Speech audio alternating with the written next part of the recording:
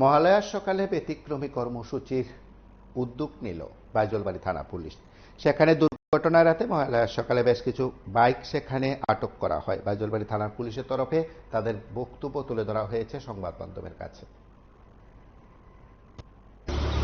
আচ্ছা, আজকা মহালয়া উপলক্ষে আমরা সকালবেলা স্টাফ বিভিন্ন জায়গাতে ডিপ্লয়মেন্ট করা হয়।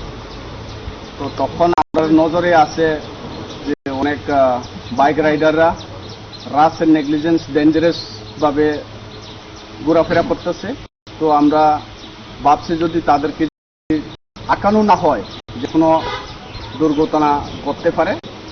এই গতকাল আমরা ডিস্ট্রিক্টে এসপিও মিটিং করছিল, সব সাব ডিভিশনের ওসিদেরকে বলা হয়েছিল তাদের এরিয়াতে যাতে অ্যাক্সিডেন্ট কোনো দুর্ঘটনা না হয়।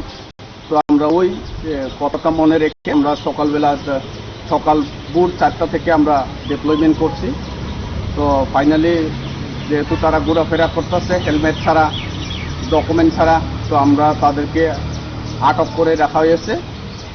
এখন 10টার পরে দেখা যাব, তাদের ডকুমেন্ট দেখার পরে যদি ঠিকঠাক থাকে তাহলে তাদেরকে ছাড়া হবে।